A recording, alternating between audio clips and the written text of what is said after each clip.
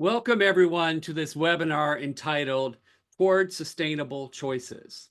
Transport is a major contributor to the global greenhouse gas emission issue, and sustainable transport is a dedicated topic under the United Nations Sustainable Development Goal number 11. It is an area where technology and infrastructure are intertwined with values, habits, social norms, and individuals' decisions, all of which can have an enormous impact.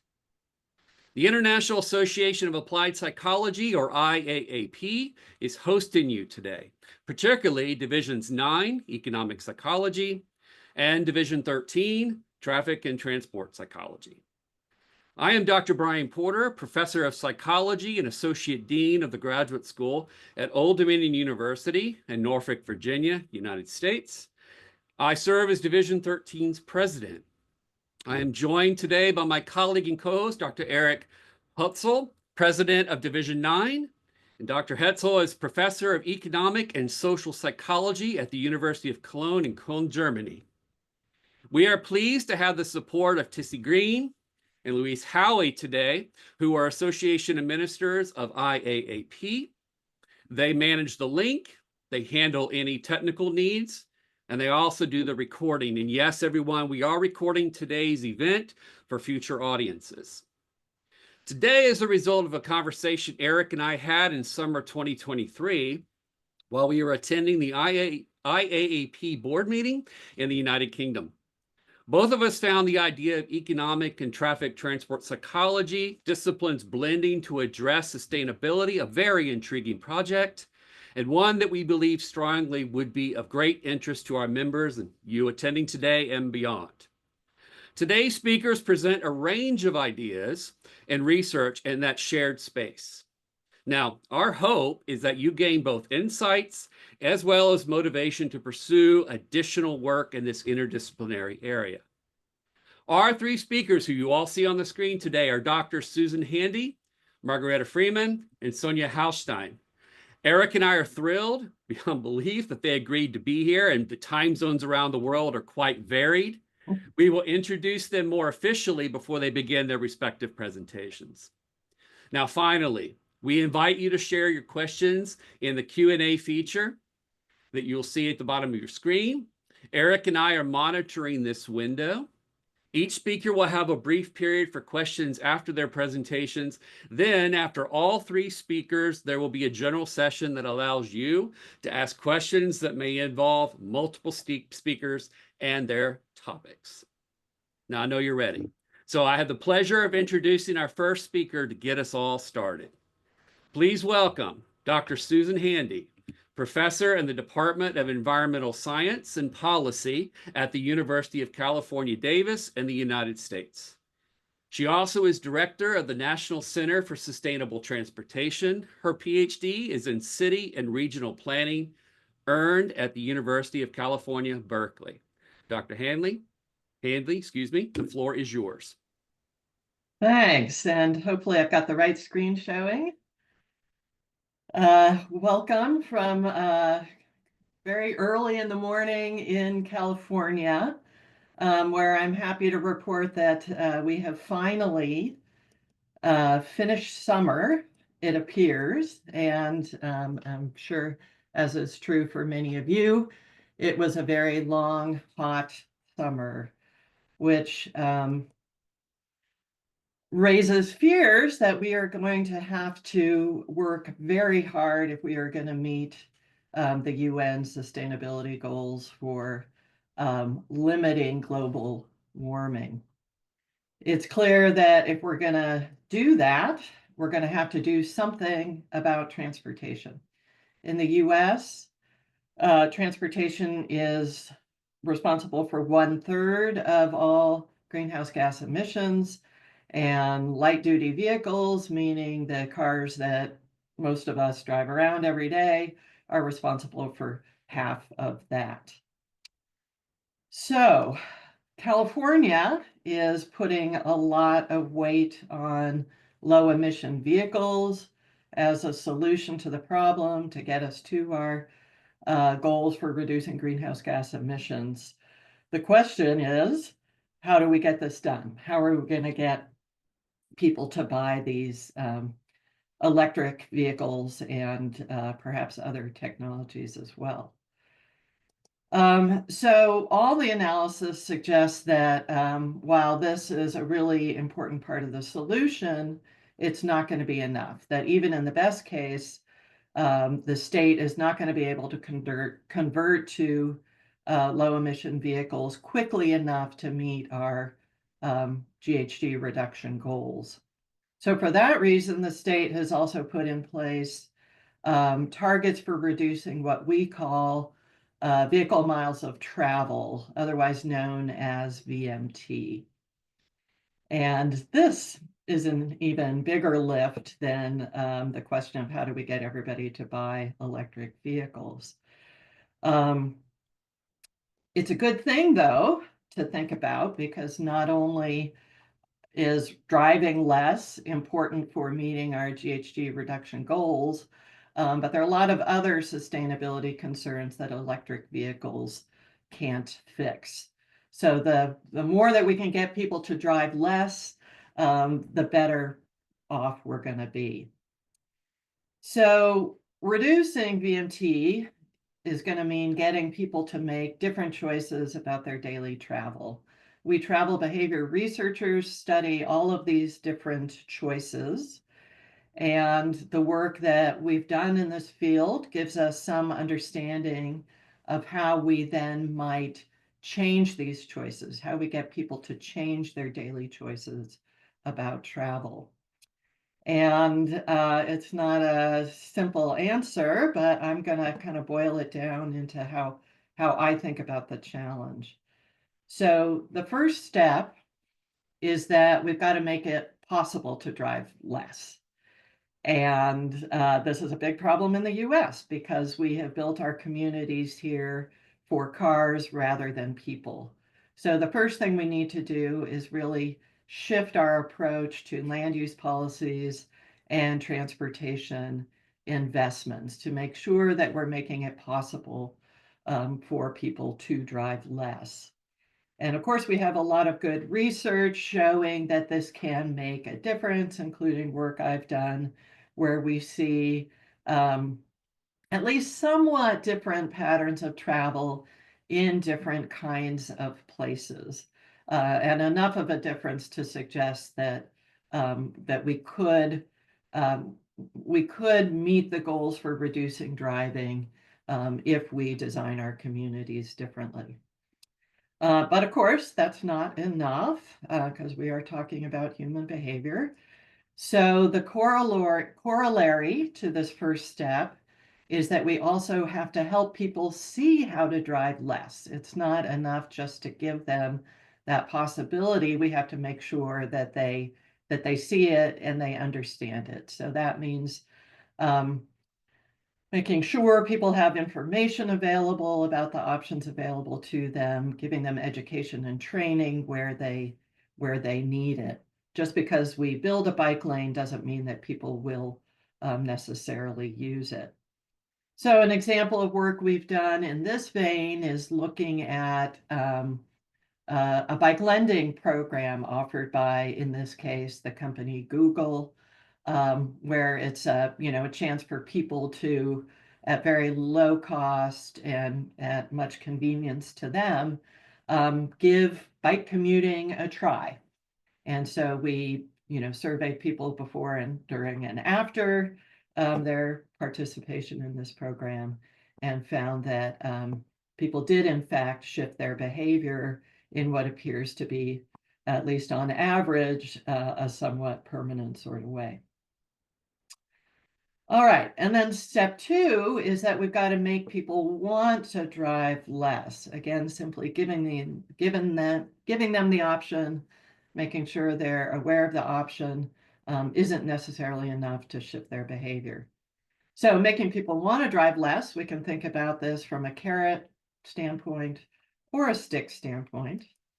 And the carrot, I like to think of this as making it cooler to drive less, or you might think of it as making it more appealing to drive less.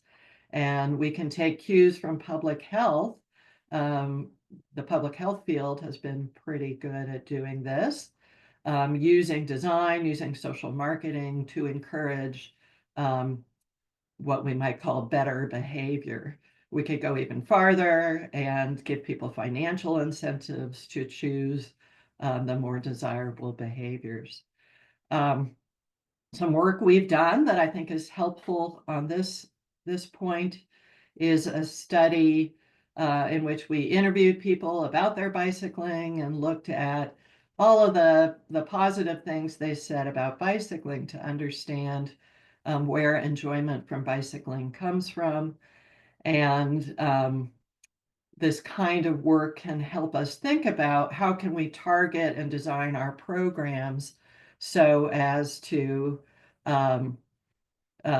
really play up the things that people like about biking and getting more people on their bicycles. One thing we found in that study and many of our other studies is what I think of as the fun factor, that the people who are riding bikes are the people who like biking, and the people who like biking are the ones who think it's fun.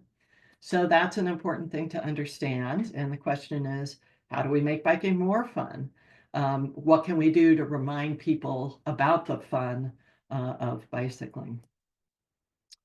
Okay, then there's the stick approach, which is about making it harder to drive. And this has been a very hard thing to do in the US, but other parts of the world have had more political will to take this approach.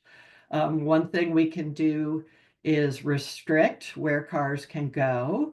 That picture on the right is of my campus, the University of California at Davis, where we have restricted cars in the center of campus, and we have a whole lot of biking going on. The other thing we can do is think about pricing, which of course has been done in places like London and Stockholm and Singapore, where you charge people a price to come into the center of the city.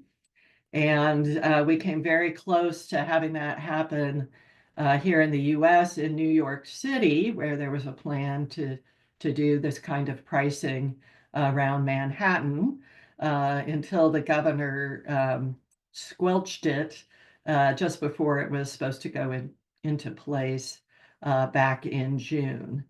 So this is an example where the research tells us that pricing could have a big impact on driving, but we haven't yet had the political will to get there. And I'm going to come back to that point. Step 3 in my little process here is that we should make sure we are not at the same time making it easier to drive. In the US, we continue to expand our highway system. We add capacity to our highway system. And what happens if we do that? What happens if we make it easier for people to drive? Well, lots of empirical research shows us that what people do is drive more if we make it easier to drive. So we've by now got lots of very good empirical evidence that supports this point, but it hasn't yet changed, at least not very much, our approach to our transportation investments in the US. My PhD student last year did a fabulous dissertation about this very question. Why is California still expanding freeways when we, on one hand, are trying to reduce driving, but on the other hand, we know that widening highways is only going to make the problem worse. And her work points to the very important problem that not only do we have to change the choices that individual travelers are making, but we've got to understand what the various decision makers are thinking and think about changing their choices as well. So reducing VMT, reducing driving, means getting professionals to make different choices too. If we look at who shapes the transportation system, it's a whole lot of different players, but certainly the professionals, the people working to plan and build and operate and maintain the transportation system on a daily basis have a really important role here.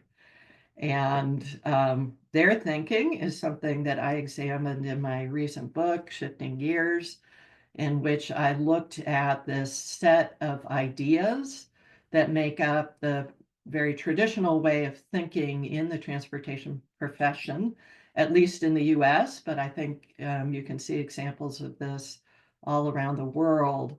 And this set of core traditional ideas adds up to um, adds up to the idea of making it easier to drive. So essentially, that's what we've been doing for the last century. But what you can also find in the profession is a set of alternative ideas. So for each one of those traditional ideas, there is a competing idea that some people within the profession have held and promoted.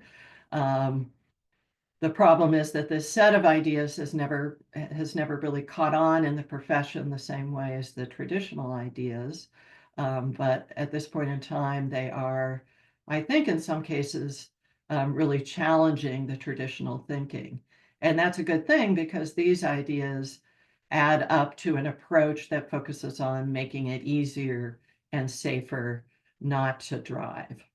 So if we could shift the profession towards this alternative set of ideas, we might make a lot of different decisions about our transportation system and have a very different outcome than what we've been seeing. So how do we change things? That's the big challenge for researchers. How do we change thinking about zero emission vehicles like electric vehicles? And I think we're seeing a lot of progress there. How do we change choices about daily travel so as to reduce driving?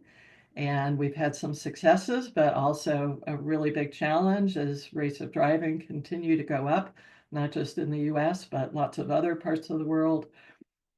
And then just as importantly, how do we change professional practices? And to do that, how do we change the beliefs and the ideas and the thinking that underlie those practices? So I want to leave you all with these challenges, and I hope that this session inspires more of you to take this on and contribute to this effort to change transportation. Thanks. Susan, thank you very much for, first of all, opening the webinar with those ideas that we're going to build upon and really offering some things for all of us to think deeply and clearly about. So I have a couple of questions I'd like to share with you in this time, and I want to focus now on that traditional way of thinking, alternate way of thinking that you provided, which is a really interesting dynamic. And so I'm curious, and if you have data, great, but if not, what's your gut take, Susan, on which of those areas, the alternate ways of thinking, which one do you think would be the most productive to start with, and how do we encourage people to try those out more, be it government or researchers or communities? Well, I don't think there's an easy answer to that question because they're all very much intertwined.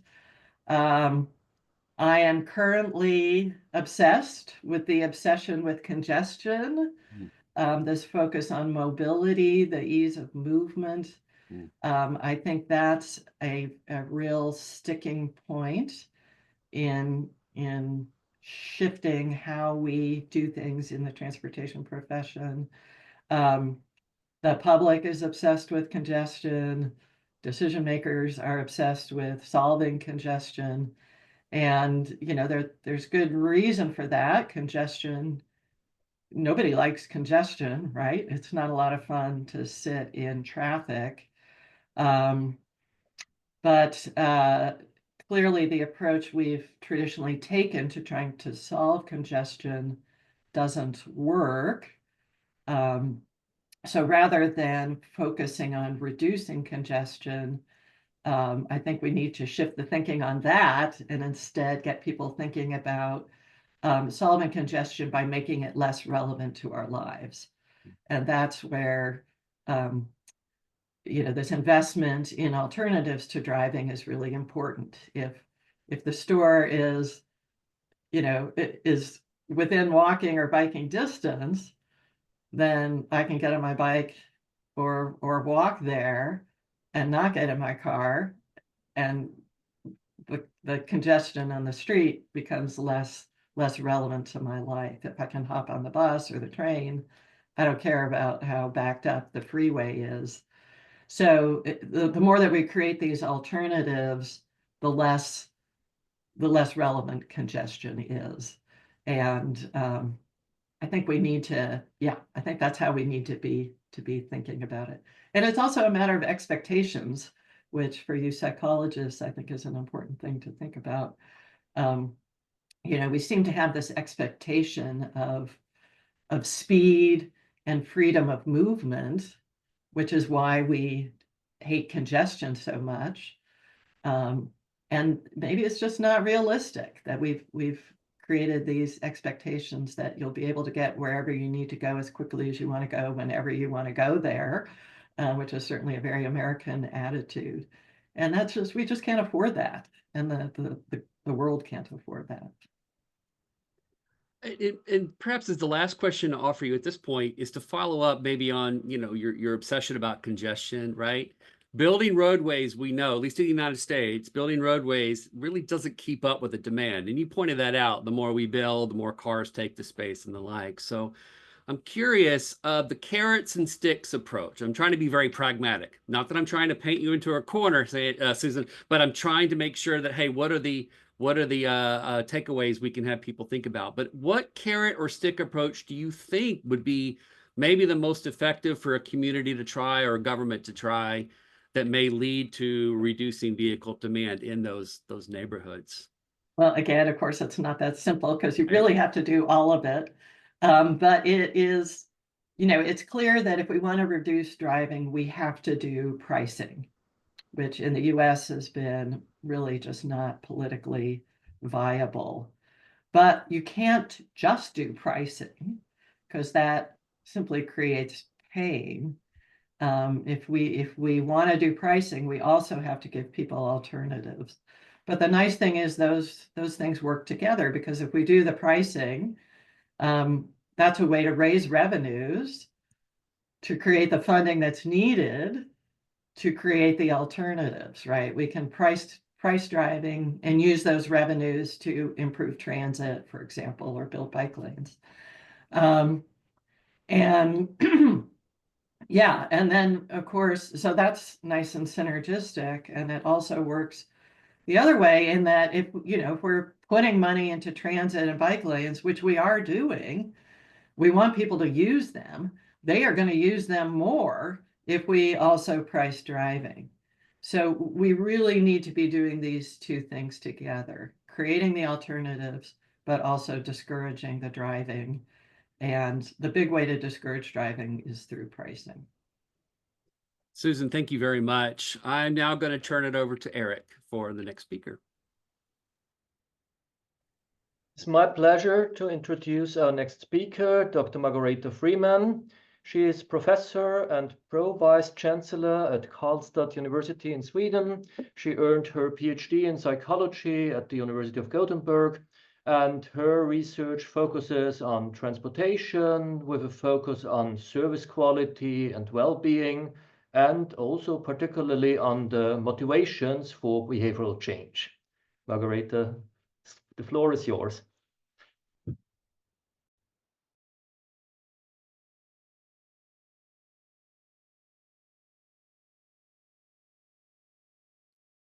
You still need to unmute yourself. There it is. I hope. Yes. Thank you. Thank you very much. Thank you for this nice introduction and the invitation to be part of this seminar. So I want to talk about a project that I currently run together with my colleagues, Lars and Henrik. And Henrik is a PhD at Karlstad University. It's an ongoing project about changing travel routines. So my presentation today is based on the idea that life events impact our daily routines. But as you will hear through my presentation, they may not always play the role we think they do. I will discuss when a life event truly matters and why it is important to differentiate between different types of events to better understand when changes in daily travel routines occur. My presentation will include a framework that we think could be used to structure the work if one is interested in predicting and understanding change.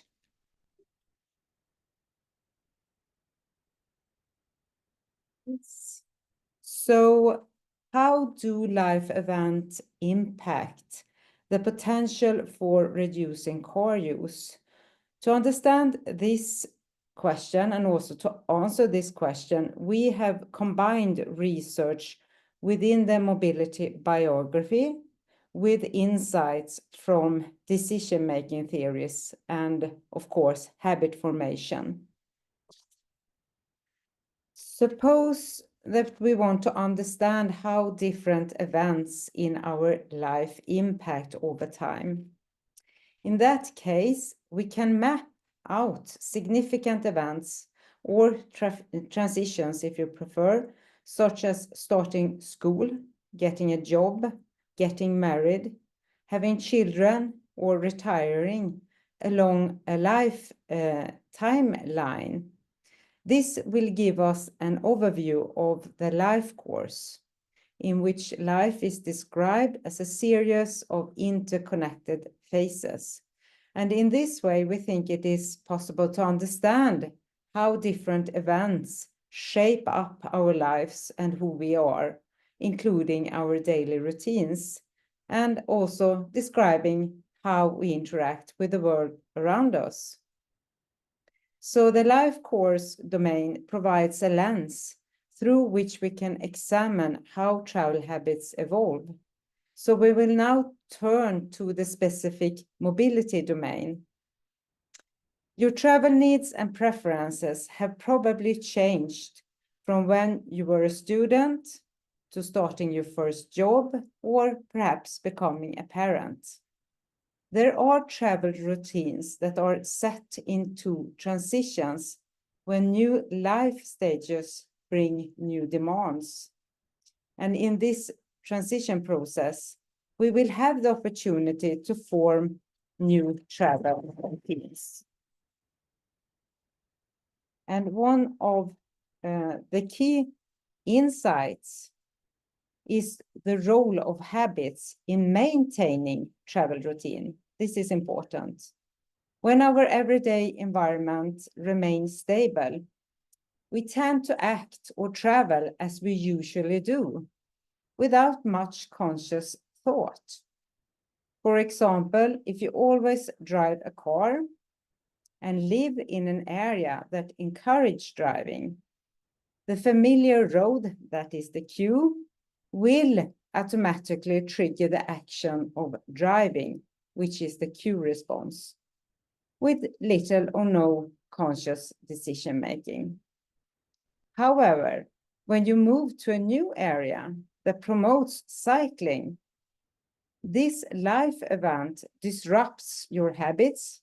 It will weaken your strength and making you more open to try new mode of transportation.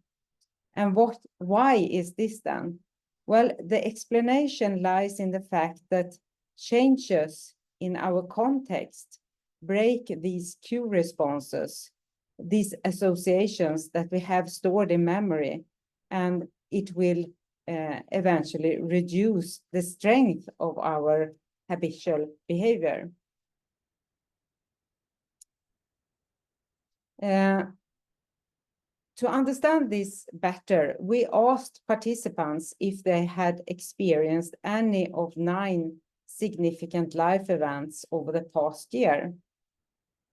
For each life event that you could see in the table or figure they had experienced, they also reported how it affected their travel routines on a 7 scale range, ranging from not at all to a lot. And in the stacked bar chart, you can see how much specific life events affected participants' daily travel routines. So each bar represents a different life event, and the colors in the bar show the degree of change on the 7-grade scale. And what you can see actually is that life events are associated with a great variety of changes in daily travel. For instance, when a child moved from home, 48% reported that it didn't actually affect their travel routines. But looking at having a child, only 18% said that their travel routines stayed the same. So what we can see is that while many people do change their travel habits in response to these significant life events, very many actually do not. The chart also shows a general measure of travel routine changes. I mean, regardless of any type of events or any number of events. And here people, 24% of the participants reported no change in their daily travel routines, even when considering these life events. So it was a general change in life. So our conclusion is that it is essential to difference between life events that are significant and oncoming life events that or events that lacks a direct association with travel. And then we have key events that are specific triggers that actually change travel behavior. It could be buying a car or experiencing improvement in bike lanes or in public transport. And sometimes actually an event can be both a life event and a key event, like when you move to a new city and experiences an excellent public transport service. To wrap up, in the middle here, our research shows that while life events can change travel habits, they don't always do so. So our first conclusion is that we need to separate between life events and key events, where key events, according to our definition at least, trigger a travel behavior change. But how do we know then when a life event will turn into a key event? And for this, we have developed a theoretical framework. We have called it FRUIT, Framework of Routine Transitions in Daily Travel, because we thought FRUIT was a good name since it signals a variety of fruits and that one should not compare apples and pears. But the overall idea with our framework is to explain how significant life events eventually turn into key events and then disrupt travel routines. I know that this is a bit complicated, but the first critical step in this model is when an incident or cluster of incidents unsettles our decisions and habits. What's happening is that we actually become aware of the way we are traveling. We start to think about our choices. But this process does not necessarily imply that we actually change how we think about how we travel. I think I need to say something about deliberate decision-making. This is, of course, a very complex psychological process, which involves a number of factors. And depending on the focus, and now I'm in the blue box here, which is called the psychological factors. Depending on the focus, what you want to spot, so to say, one might explore this mechanism through the lens of, for instance, theory of planned behavior. So this is actually one example that we have put in the blue box, but it could be other psychological mechanisms that could be equally interesting. For instance, personal values, or if you would like to look into personality traits, for instance. But each perspective offers unique insights into how and why we make deliberate choices.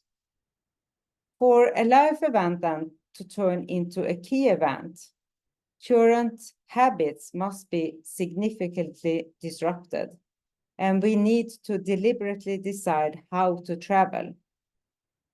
So we actually make a behavior change. What is the available option that we have then on our hand? This will potentially result and influence our change behavior.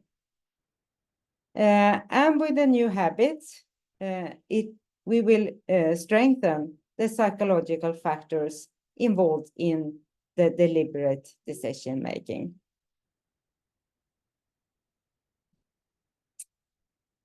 So we could call it the windows of opportunity when behavior change. But when does this window of opportunity open? While researchers have been looking at life events that could disrupt our travel routines, I think that they have missed something important. They have missed the psychological factors that actually play a role in our deliberate decision making. And this may explain why the window of opportunity hasn't been as effective as we have hoped. And if we use the fruit framework, we could hypothesize differences between people in a life event phase versus people in key event phase when it comes to their degree of motivation, their habit strength, their core use levels, and also attitudes. And this is what we have done. We looked into two groups, those who recently experienced a life event and those who haven't, those in the control group. And a general question was, do these groups differ in their motivation to reduce car use, or are they equal?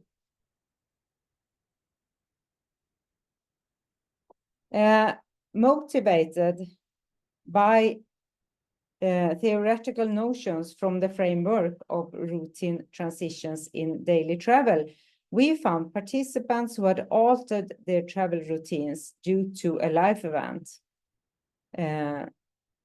People in the key event phase held stronger motivation for car use reduction, weaker habits, and lower levels of daily car use compared to participants who had experienced life events but hold on to their former travel routines. A similar patterns actually appeared in the control group. Here, people who had changed their daily routines, even in very small ways, were actually more motivated to change their travel, less dependent on old behaviors, and they also had stronger personal norms, meaning that they felt greater personal responsible to reduce their car use, compared to those who had not changed their travel routines. So the changes in itself were actually very, very important. So what are the prerequisites for the window of opportunity? What we found is that simply going through a life event isn't enough to open this window. Instead, it opens up only when a life event actually changes travel routine or travel behavior. For example, if you move to a new place and start walking more, that's when you might be most open to driving less. So changing routine is a prerequisite. How can we explain this? Well, we used a detailed analysis called the PLSM to dig deeper into this idea. And the results show that when your daily routines change, your old habits, like always driving, are weakened. So weakened habits is also a prerequisite for the window of opportunity. It makes you more motivated to consider other ways of getting around. And so is also motivation a prerequisite. So it's not just the life event that matters, but how much it disrupts your usual routines, weakens your habits, and motivates you to try alternatives. And the exciting part, if routine changes can weaken old habits and increase motivation, they might also extend the period during which people are open to try new travel options. So there's an opportunity for those who want to change people's travel behavior. So if I conclude my presentation, I have 5 takeaways. First, we need to leverage the window of opportunity. The best time to intervene is when people's routines are naturally shifting. It is not enough to target major life events like moving or starting a new job. While these moments are important because the possibility opens up, they don't always create the window of opportunity that we actually need to make a long shift. Habit strength must be reduced. 2, focus on routine changes, not just life events. And 3, old habits take time to fade. It doesn't vanish overnight. You have to be consistent if you want people to change. And then positive experiences reinforce new travel routines. So you have to present good positive alternatives that could actually strengthen people's new travel routines. And then finally, evaluate external events for their potential to disrupt routines. That is the tricky part, to identify key events that actually trigger those changes. So thank you. Should I stop sharing? Yes. Thanks a lot for this excellent presentation. I found it very insightful, and I particularly liked this idea of taking this temporal perspective. And I was wondering whether you could say something about the time lag that we need to consider between an event and until a habit has finally stabilized and changed. Do we know something about that already? Yeah, that's the tricky part, I would say. And I guess that the time lag is very different depending on context and person and what is happening. But there are research saying that you need to be consistent. You need to have like 60 days of a trial before you have started a new daily travel routine. And that could be one answer. But my message is actually don't focus on the time lag, focus on to keep up the motivation and provide an environment that actually strengthen your new travel routines. Mm-hmm.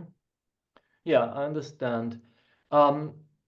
I think in your paper you also discuss a little bit who best to target. So you said something about it's not enough to target the people who just moved, but because they are not necessarily wanting to change their behavior. So what are your views on best to identify those people who are at this window of opportunity, who have it currently open? Do you have ideas on how we target and identify them? Yeah, one way could actually be quite easy. There are scales that could be used, that could be sent out to people who move or shift their jobs. There are a scale that is called the stage of change with just 5 easy stages where you could pinpoint where are you in your degree of motivation for change. And it asks whether you are prepared and making preparedness for changing and so forth. So actually, just by pinpointing or asking people, you could really get to know if they are motivated or not. All right. Thanks a lot. Thank you. And I now have the pleasure to introduce our next speaker, Dr. Sonja Haustein. She's a professor at DTU, Technical University of Denmark, earned her PhD in psychology at the University of Bochum in Germany, and she focuses as well on transport and mobility and looks into new technologies and interventions that could help people to change their behavior and also contribute to increased well-being. Thanks a lot for the presentation, and also thanks a lot for inviting me, and also for the other presenters, which I think actually it fits so very well to what I will present. So that's really nice. So what I will start talking about is, well, especially the challenges of technology adoption in the context of behavior change. So, well, for some reasons now, my slides don't move further. Now they do. I'm not sure if it now was someone else doing that, but anyway, I just continue and hope it works. So when looking at technology adoption in transport, we can think about 3 major trends we identify, like electrification, automation, and sharing. And these 3 trends are normally kind of connected with high expectations in terms of environmental impact. So people often say, like, well, when we have automatic cars, then we have less congestion and a better traffic flow. When people have car sharing, then car ownership will reduce, and we'll see a lot of positive impact. But at the time where these trends develop, we at the same time can identify negative trends. Like, we actually find that there are more cars on the road. Cars are also getting larger and larger. And actually, we don't see a decrease in CO2 emissions, but it rather goes up and not down, despite these kind of technology trends. So what is the reason for that? I mean, not that I can explain all of it, but at least a part of it is related to rebound effects. And I want to give some examples for that, especially for electrification or electric vehicles. So when we talk about rebound effects, what I mean here is that part of the savings from higher energy efficiency, like having an electric car, are taken back by increased consumption. That means people who adopt an EV, they might actually start driving more, or they might have higher consumption in other areas. And well, why does that happen? So there are different mechanisms at place. One thing are economic mechanisms, and the other thing are more like psychological mechanisms, which I want to illustrate with some examples. So let's say people buy an electric car, then driving becomes often like less expensive for them because charging is less expensive than fuel. That means people have more money left for other, so they can, in principle, with the same money, drive more. And there's also some evidence, some studies who find that electric vehicle adoption is related to higher driving. Another thing is that the user experience changes. So when people drive a conventional car, well, that is related to a specific experience, but we found in a survey that people reported actually after adopting to an EV that they found driving more pleasant. For example, they said, like, well, there are less vibrations, I feel more comfortable driving, or people found it like more fun to drive because of the higher acceleration of electric cars. So they liked driving more, which led to a higher amount of driving. Then it's not only the user experience on the psychological side, but also the moral consequences of EV adoption plays a role. So also here we found in a survey some evidence for that. People say, well, now that I have a low emission car or even zero emission car, it doesn't matter anymore if I drive or not. So they, for example, reported that trips they previously have done by bike, they now do by car because it doesn't matter anymore. So it's fine to use the car. And these moral consequences can also spill over to other areas. So not only car use, but also, for example, something like a holiday travel.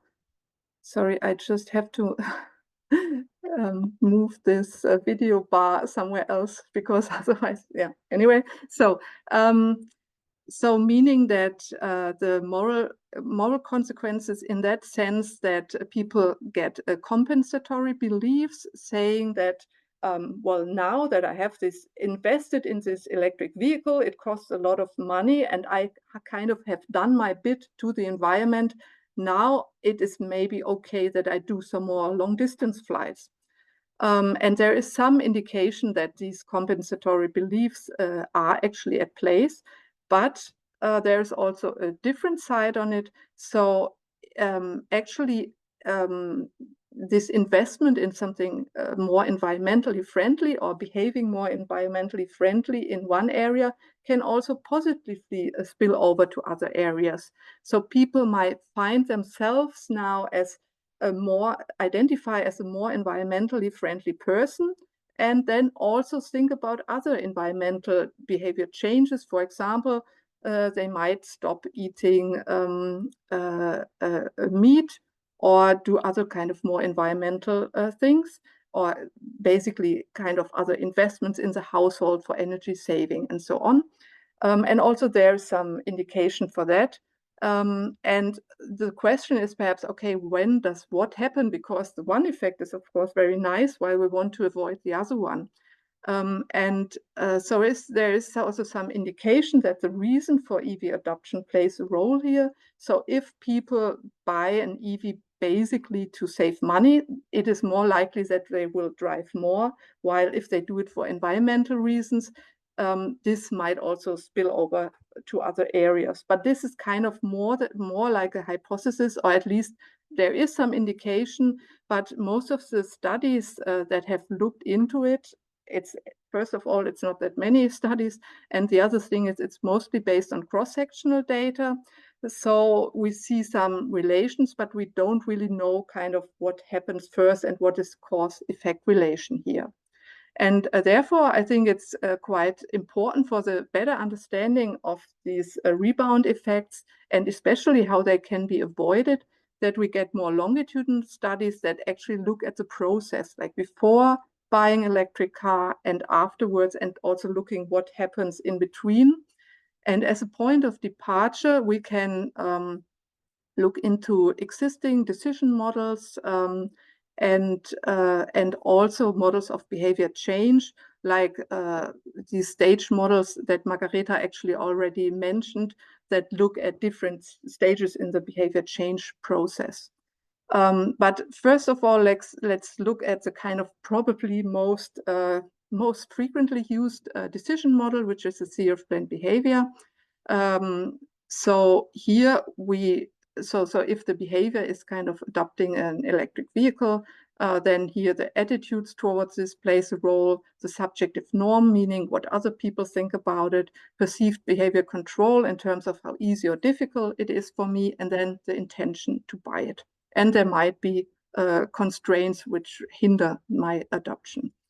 Well, there is, while this theory is often applied, there is also a lot of criticism about it, especially that specific factors are missing and not looked into so much, but also about the causal relation between attitudes and behavior, saying that, well, while here it's mostly assumed that attitudes influence behavior, also a new behavior of course, has an effect on existing attitudes.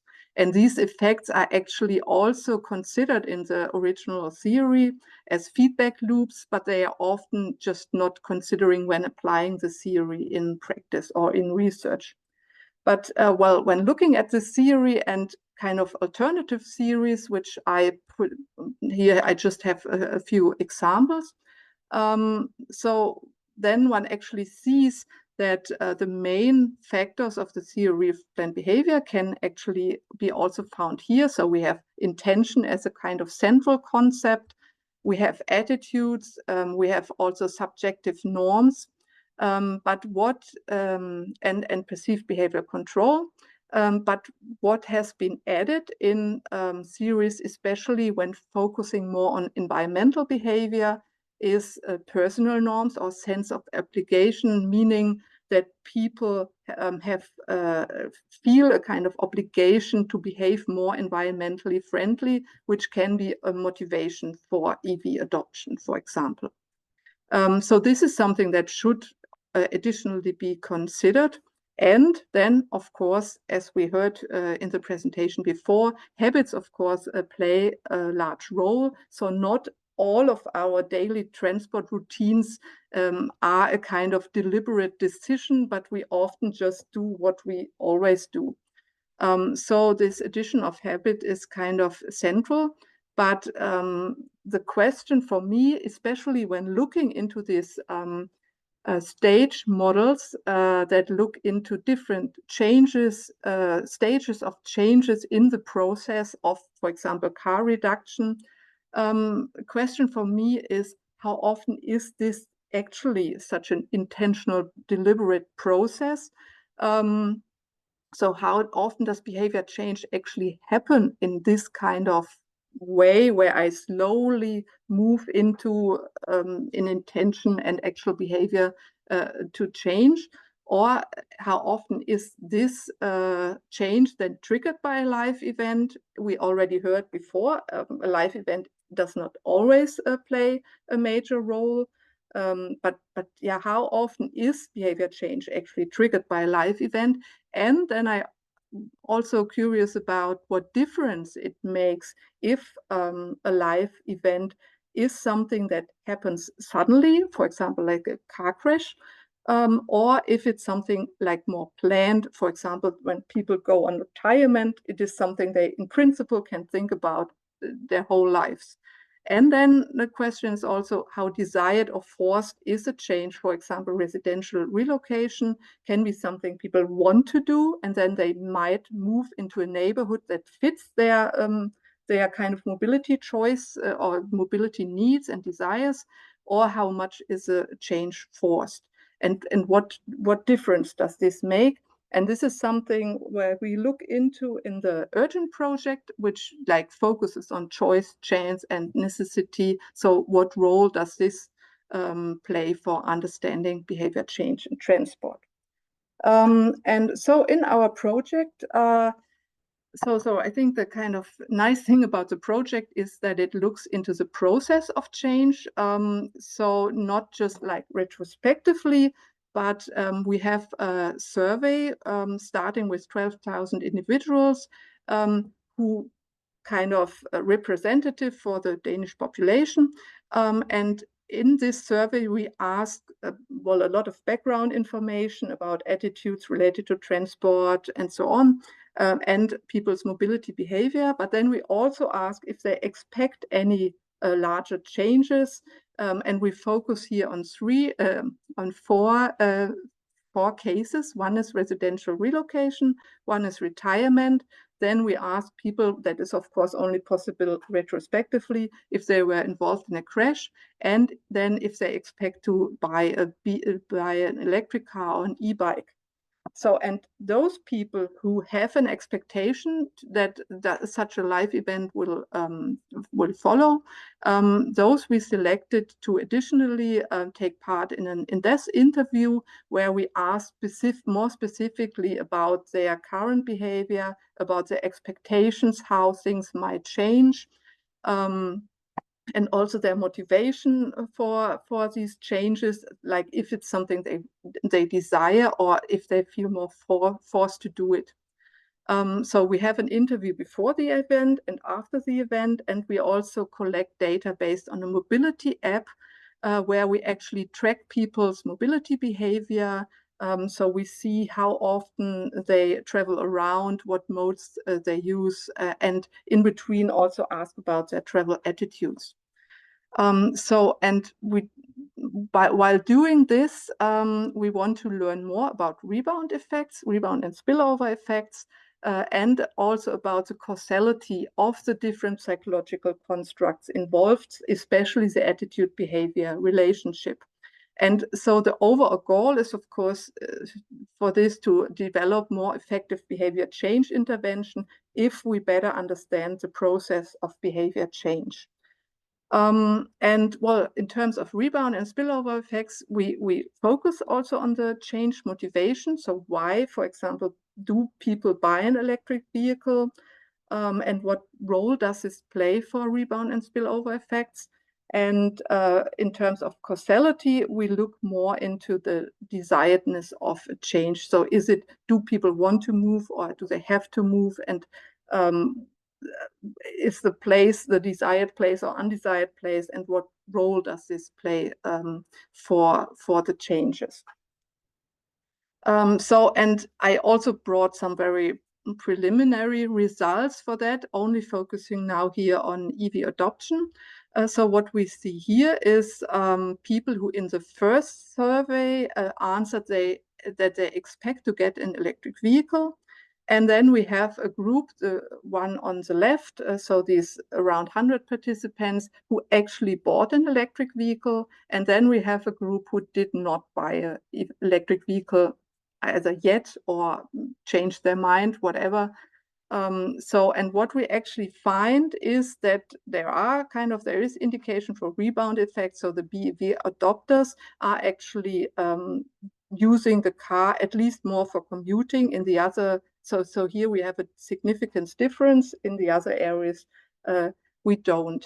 So, and we also started looking into the psychological mechanism related to that, and found actually that for BEV adopters, it plays a role like what psychological factors, so how their motivation was like in the first survey wave related to the outcome, so the travel behavior in the second survey wave.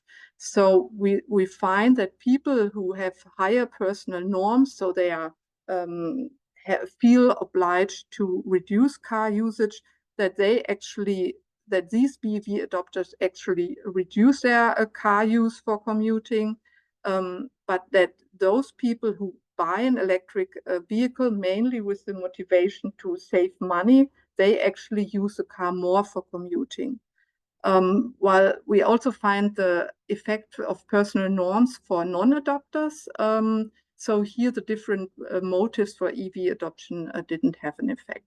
So this is kind of like some first results which support some of our hypotheses, but yeah, we need to have actually more people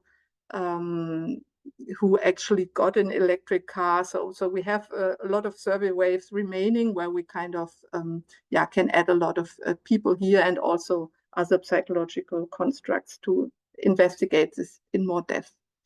So to shortly wrap up, what I mostly wanted to illustrate is that new transport technologies often lead to rebound effects, not only electric cars, but one can also find this in other areas.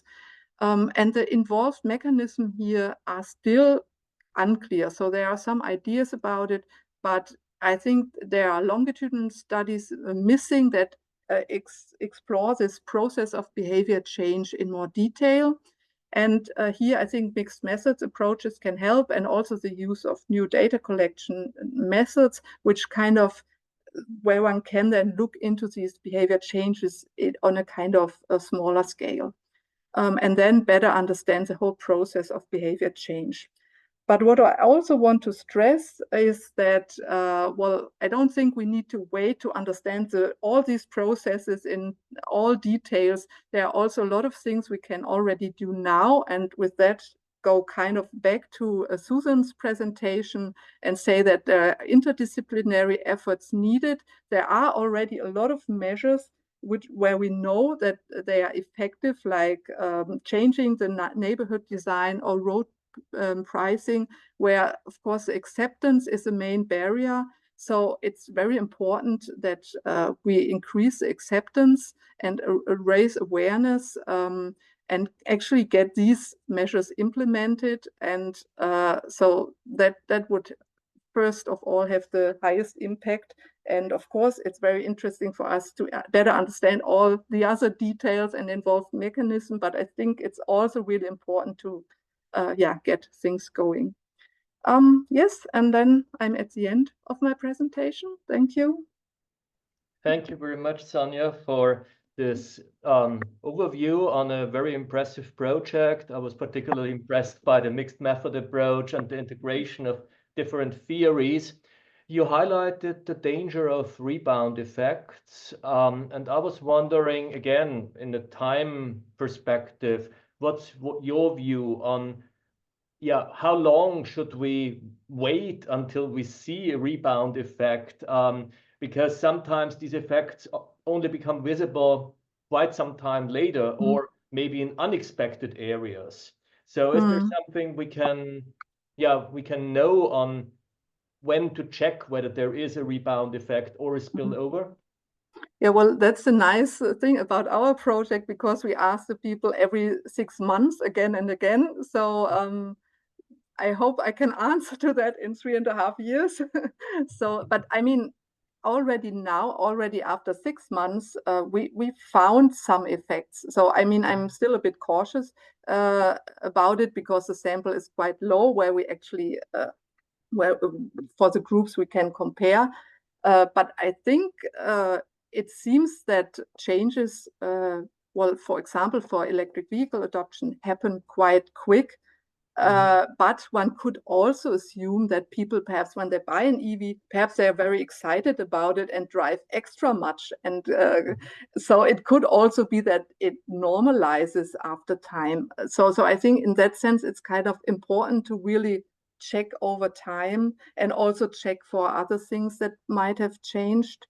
And then with regard to spillover effects, well, of course, in our survey, we can't focus on all kinds of behavior. So we concentrated on those with the highest impact. So that is kind of food consumption. So we also ask about holiday trips, so flights, and then a bit about household energy use.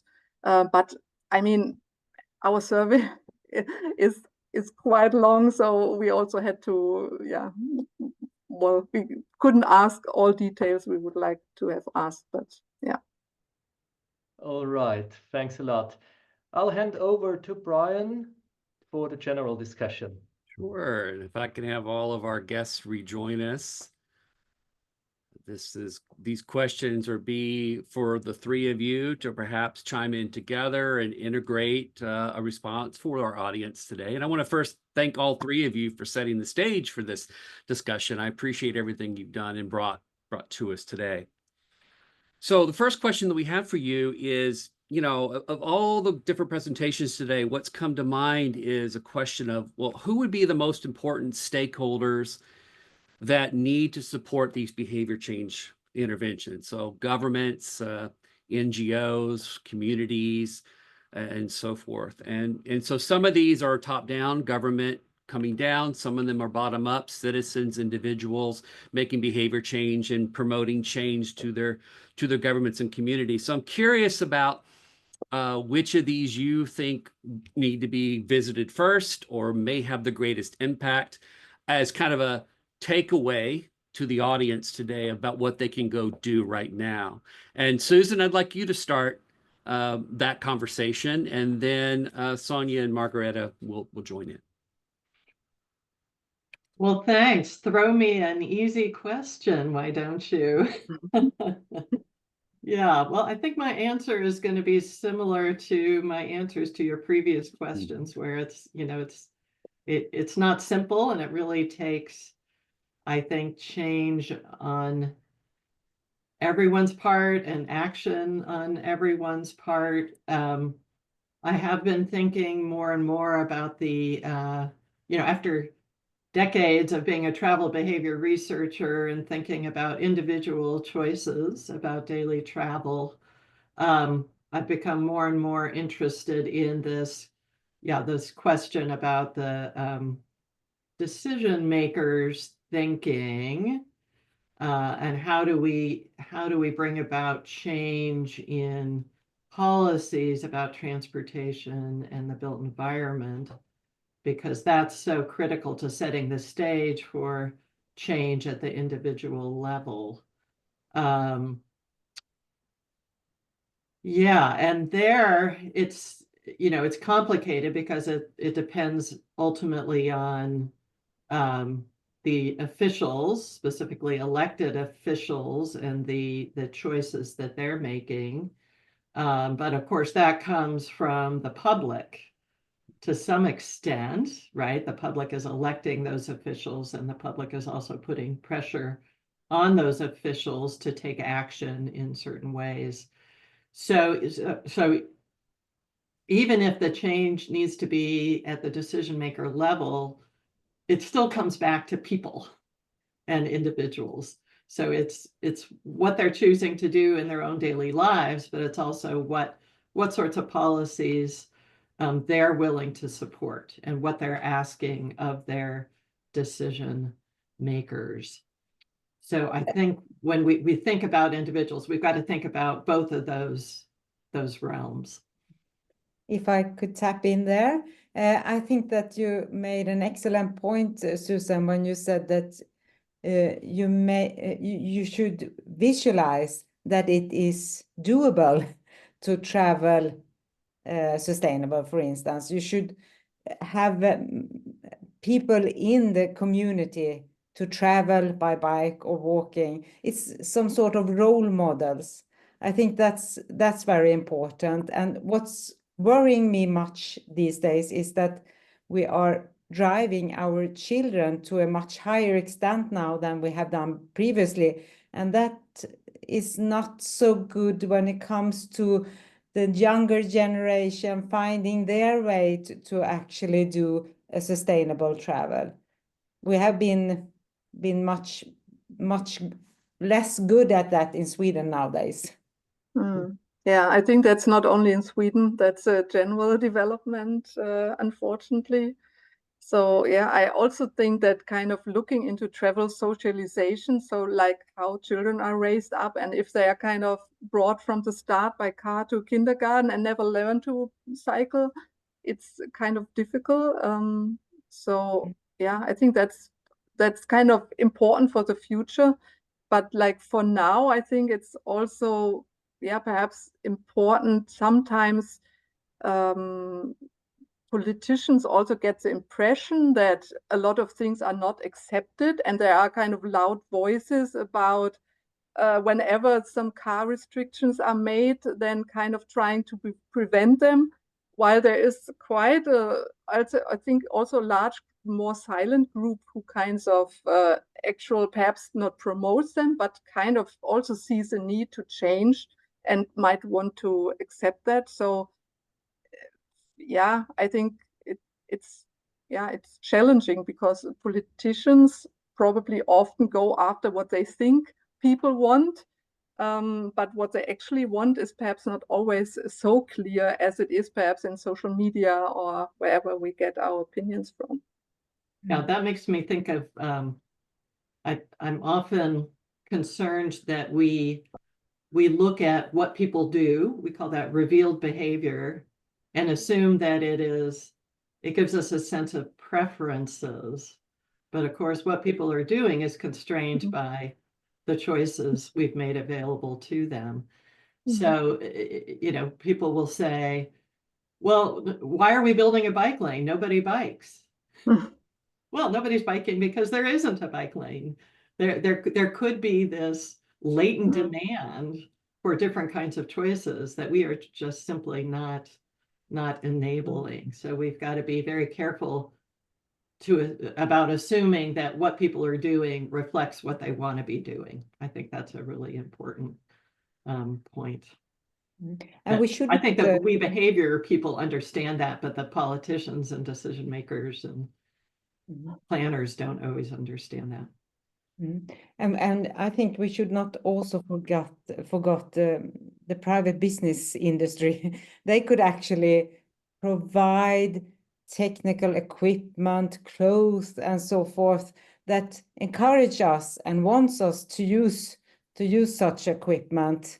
So they also have a role, and I think that the collaboration between academia, the private enterprise and the politicians could increase in order to actually make a change, because many private business operations today highlight sustainability as an important goal for them. So why don't we tap into that and help them to develop business that are also sustainable for us? And they're much more clever about finding that latent demand, right? Exactly, they are. Thank you to the three of you. That was a great in-depth answer to that and a lot of takeaways from there. I want to turn it to Eric for the second question. One key topic that I heard is that traffic behavior or transportation choices are a lot about habit.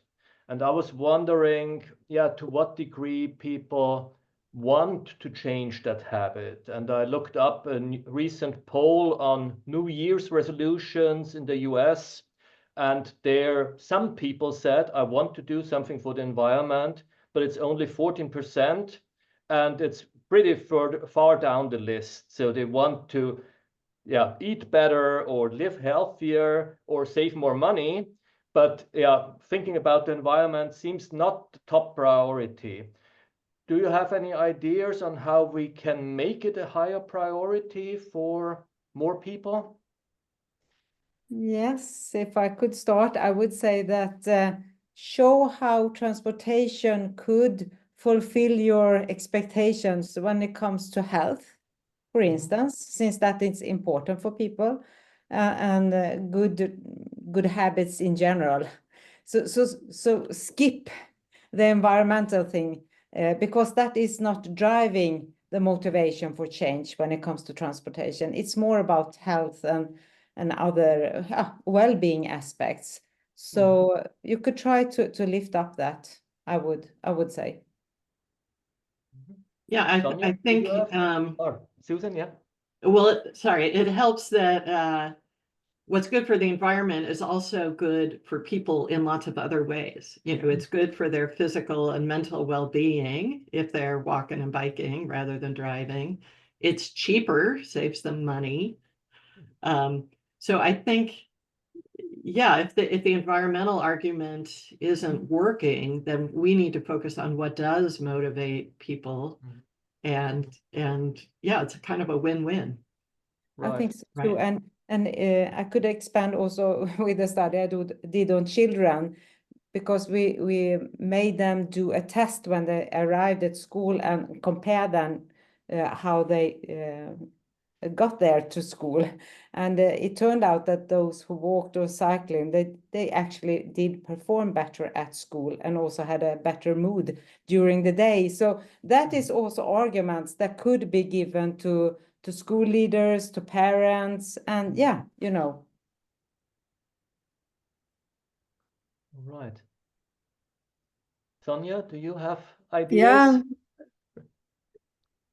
Yeah, I mean, in terms of that, I just think, of course, one still has to be somehow realistic. I mean, if one promises like, okay, it will have positive effects, of course, if you have no cycling passes and it is felt like very unsafe, and then people will probably say, well, I mean, it's nice if it's good to have physical activity, but if I'm driven over by a car, then it doesn't help my health.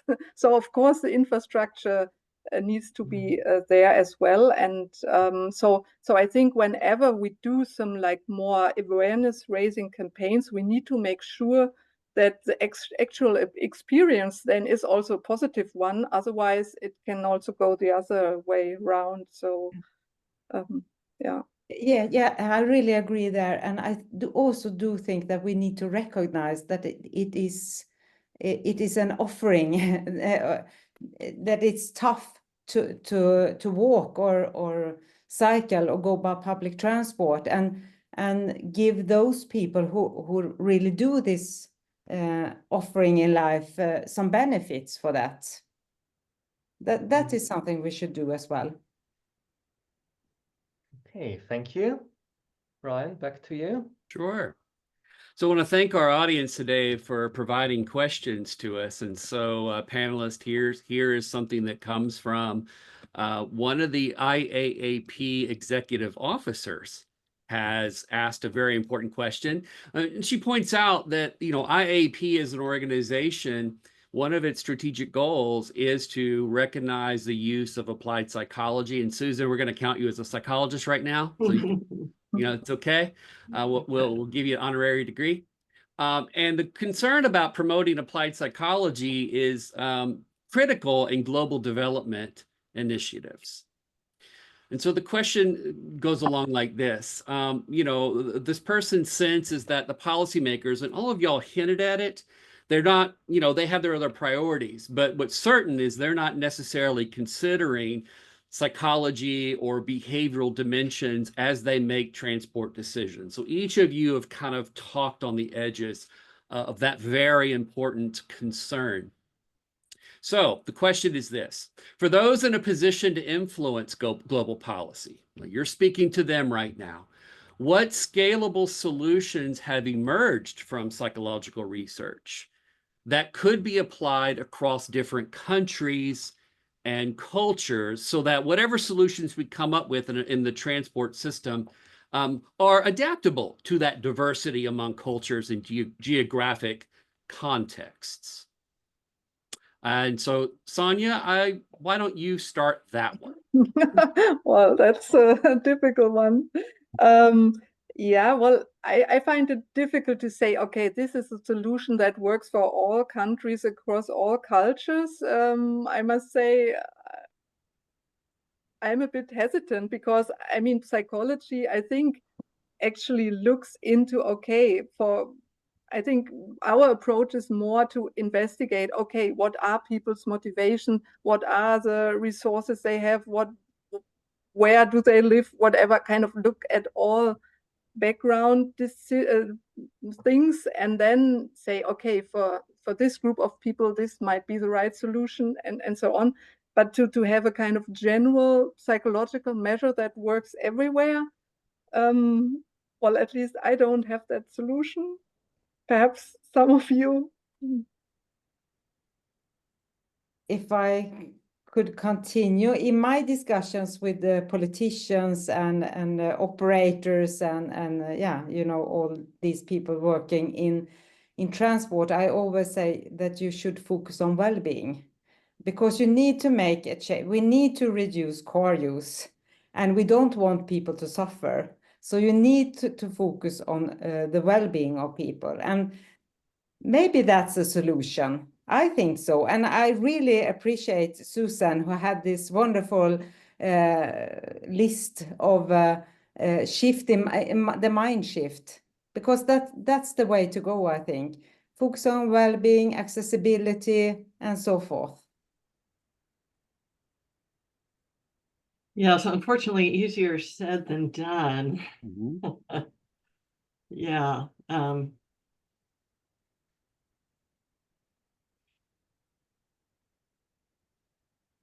You've given the questioner has given our panelists a lot to think about. That was a great question. So Susan, did you want to, again, not trying to put you on the spot, but did you want to take a swing at it? Yeah, so I'm not a psychologist. I'm also not an economist, but a lot of travel behavior research also draws on economic theory, and there are limitations to that. But I do often come back to this idea of utility, but kind of defined in a fuzzier way than the economist might define it. But you know, it's really, I think of the challenge as being about how do we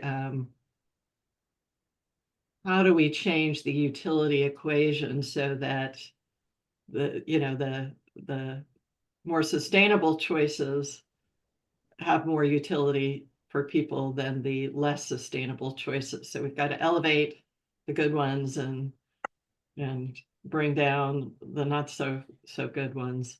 And I think that is kind of a universal principle, but the what goes into those utilities is going to differ everywhere. When you're talking about what are the specific opportunities and needs and culture in different places, right? That all factors into those utility equations. So the more work we can do to kind of unpack that and understand that from not just an economic standpoint, but a psychological and a sociological and cultural standpoint, I think the better. But of course, that's not something the politicians are going to, really have any understanding of or patience for, or yeah, like in the US, they say, well, we can't do what Sweden and Germany have done because we're different, right? It doesn't work that way here. Mhm. And in our case, the well-being argument,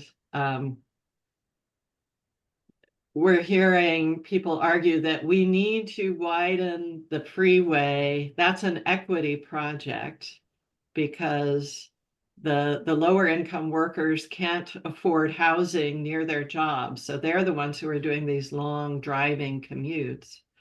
And so to make their lives better, we have to widen the freeway. So of course that's, there are many problems with that approach, like widening the freeway is not going to make their commutes better for very long. And really what we need to do is work on housing and not transportation.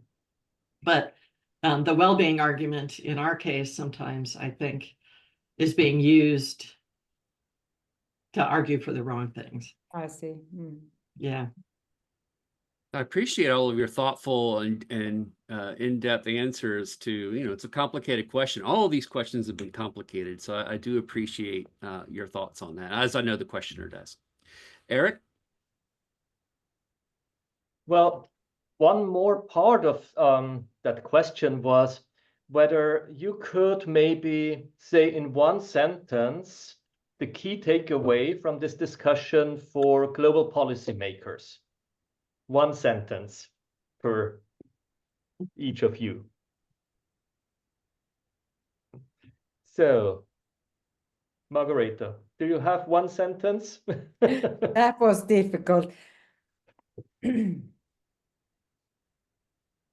One sentence. I would say, if not focusing on well-being, then I would say focused on activities in daily life and put them close to people. Thank you. Susan, what would be your one sentence to global policymakers? Well, yes, given my current obsession, I would say stop making driving easier. All right. Sonia, Okay, now main things have already been addressed. I would add then stop focusing only on technology to solve all the environmental problems. Thank you. So I think this webinar really brought together a broad range of ideas and perspectives how to move towards sustainable transport, highlighting also the relevance of applied psychology for both environmental but also societal challenges. And I think it very nicely highlighted different actors that we need to think about and need to include, that we need to think about the psychological pathways that go into changing behavior, influencing behavior. And I think this is very much in line also with the UN sustainability goals that you also mentioned at several places. So I hope that all of our audience also shares our enthusiasm for this topic, that they continue thinking about these questions. And we, Brian and I, would be very happy to hear suggestions for future activities. At this point, I would also like to thank Tissy Green and Louise Howie for their support for this event. And finally, I would like to express my deepest gratitude, yes, to our three speakers, Dr. Handy, Dr. Freeman, and Dr. Haustein. And thanks for sharing your insights with us. Thank you. you. Bye. Bye.